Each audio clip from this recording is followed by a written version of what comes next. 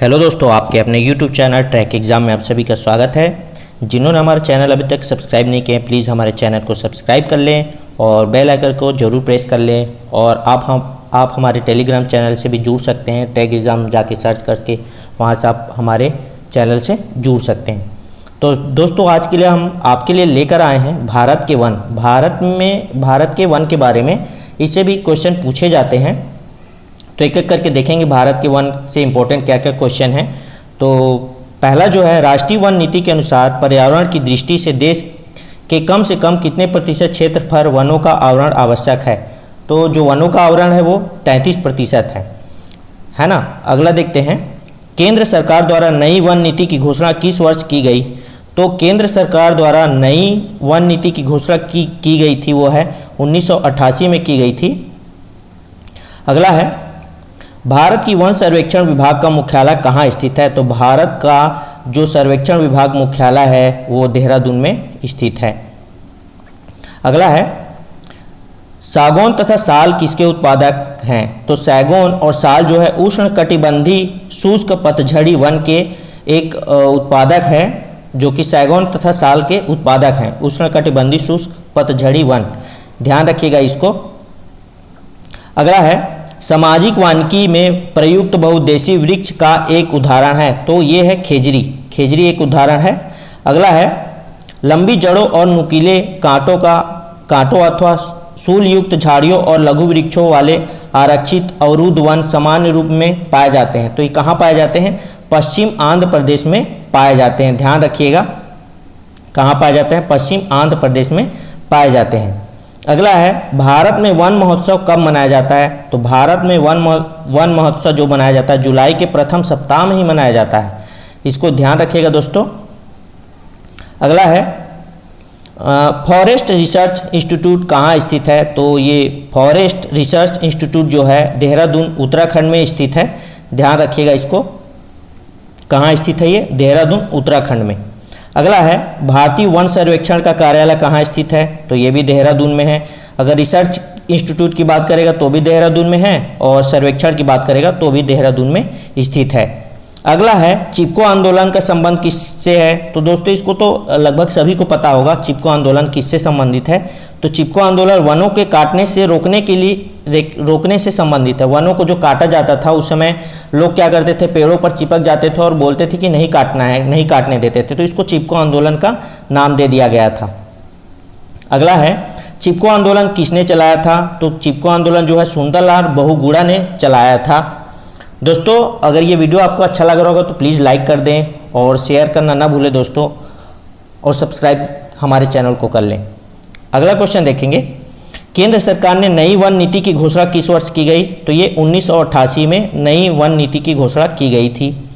अगला है, राष्ट्रीय पर्यावरण शोध संस्थान कहाँ है। तो राष्ट्रीय पर्यावरण शोध संस्थान कहाँ है? नागपुर महाराष्ट्र में स्थित है। अगला है, Indian institute of forest management की स्थापना कब और कहाँ की गई। तो इंडियन इंस्टीट्यूट ऑफ फॉरेस्ट की जो मैनेजमेंट की स्थापना की गई थी 1981 में की गई थी। और कहाँ की गई थी? ये भोपाल में की गई थी। अगला है, भारत में वन अनुसंधान संस्थान कहाँ स्थित है। तो भारत में वन अनुसंधान संस्थान जो है देहरादून में स्थित है। बहुत सारे जो वन से रिलेटेड है वो कहाँ स्थित है? देहरादून में ही स्थित है।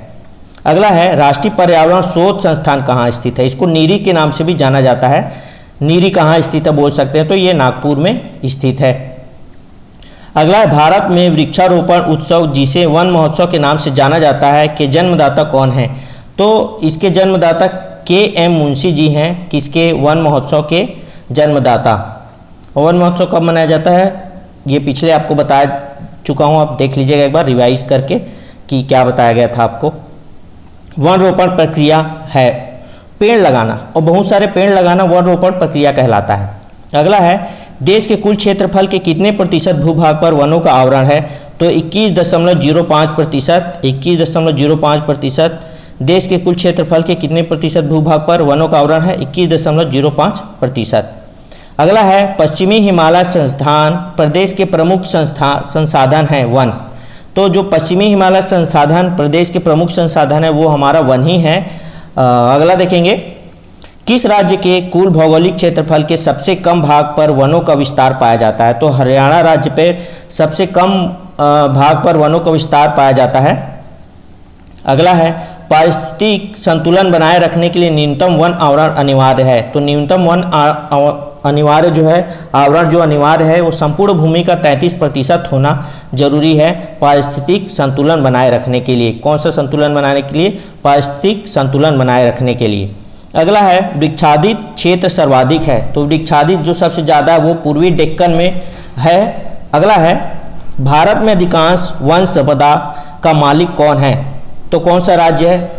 कोई भी बोलेंगे भारत में अधिकांश वन संपदा का मालिक कौन है, तो राज्य ही एक ऐसा मालिक होगा जो वन संपदा का मालिक कहलाता है, राज्य है ना, कोई भी राज्य हो सकता है।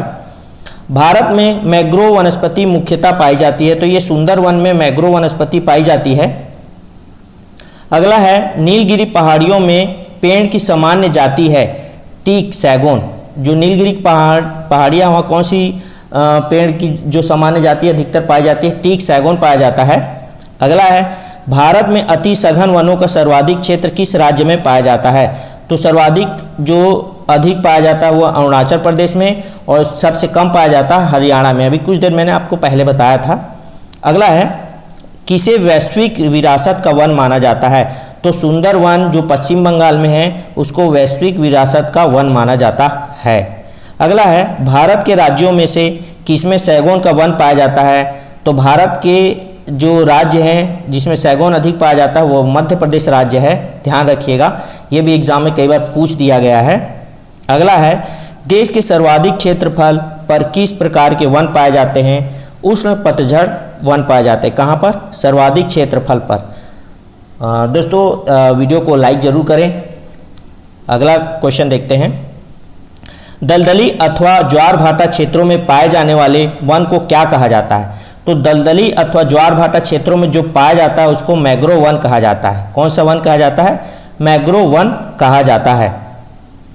भारत में मैंग्रोव वनस्पति का सर्वाधिक विस्तार किस राज्य में पाया जाता है? तो भारत में मैंग्रोव वनस्पति का जो सर्वाधिक विस्तार है वो पश्चिम बंगाल में पाया जाता है। भारत में चंदन की लकड़ी के वन सबसे अधिक कहाँ पाए जाते हैं? तो भारत में जो चंदन की सबसे अधिक लकड़ी है वो नीलगिरी की पहाड़ियों पर पाया जाता है। दोस्तों ये वीडियो अगर अच्छा लग रहा होगा तो प्लीज़ कमेंट बॉक्स पे ज़रूर बताएं, हमको आपका फीडबैक ज़रूरी है। अगला देखेंगे, साइलेंट वैली के चर्चित होने का कारण है। तो साइलेंट जो वैली है वो जैव विविधता एवं सदाबहार वन का संरक्षण है, इसी कारण ये साइलेंट वैली जो है चर्चित रहता है। हर सुर्खियों में अधिकतर साइलेंट वैली का नाम लिया जाता है जैव विविधता और सदाबहार वन के कारण। अगला है, फूलों की घाटी कहाँ स्थित है? तो फूलों की जो घाटी है वो उत्तराखंड में स्थित है। कहाँ स्थित है? उत्तराखंड में स्थित है। सांत घाटी कहाँ स्थित है? तो सांत घाटी जो है केरल राज्य में स्थित है। कहाँ? केरल राज्य में स्थित है। पश्चिमी घाट पर पाई जाने वाली वनस्पति का प्रकार कैसा है? तो पश्चिमी घाट पर पाई जाने वाली वनस्पति के जो प्रकार है वो सदाहरित है। अगला है, किन पहाड़ियों पर उष्णकटिबंधीय सदाबहार वन पाए जाते हैं? तो ये नीलगिरी की जो पहाड़ियाँ हैं उस पर उष्णकटिबंधीय सदाबहार वन पाए जाते हैं। आप ध्यान रखिएगा, सदाबहार वन की बात करेगा तो नीलगिरी की पहाड़ियाँ ही हैं जहाँ सदाबहार वन पाए जाते हैं, उष्णकटिबंधीय सदाबहार वन।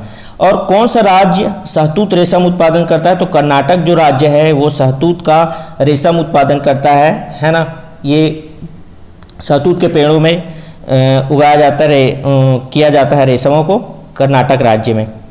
गंगा ब्रह्मपुत्र के डेल्टाई क्षेत्रों में किस वृक्ष की अधिकता के कारण इसे सुंदर वन कहा जाता है? तो ये सुंदरी के कारण इसको सुंदर वन कहा जाता है। गंगा जो ब्रह्मपुत्र के डेल्टाई क्षेत्र में जो वृक्ष की अधिकता है उसे सुंदर वन के नाम से जाता है, उसे सुंदरी कहा भी जाता है। अगला है, भारत में चंदन की लकड़ी के लिए प्रसिद्ध राज्य है कर्नाटक राज्य है जो चंदन के लिए प्रसिद्ध है। अगला है, तेंदुपत्ते का मुख्य उत्पादक राज्य मध्य प्रदेश है। अगला है, भारत में जैव विविधता के ताप स्थल पूर्वी हिमालय व पश्चिमी घाट है। जो जैव विविधता का जो ताप स्थल है, पूछा जाएगा ताप स्थल कहाँ है भारत में जैव विविधता के, तो पूर्वी हिमालय व पश्चिमी घाट पर बोल सकते हैं। अगला है भोजपत्र वृक्ष मिलता है, तो भोजपत्र वृक्ष जो मिलता है वो हिमालय में मिलता है। कहाँ मिलेगा? हिमालय में भोजपत्र वृक्ष मिलता है। लीसा प्राप्त होता है, लीसा जो है वो चीड़ के वृक्ष से प्राप्त होता है। दोस्तों आज के लिए बस इतना ही। Thank you for watching. हमारे वीडियो को देखने के लिए धन्यवाद। अगर ये वीडियो आपको अच्छा लगा हो तो प्लीज़ लाइक करें, शेयर करें और कमेंट करना ना भूलें, और इस चैनल को सब्सक्राइब जरूर कर लें ताकि आने वाले और भी ऐसे वीडियो आपके लिए लेके आते रहेंगे हम।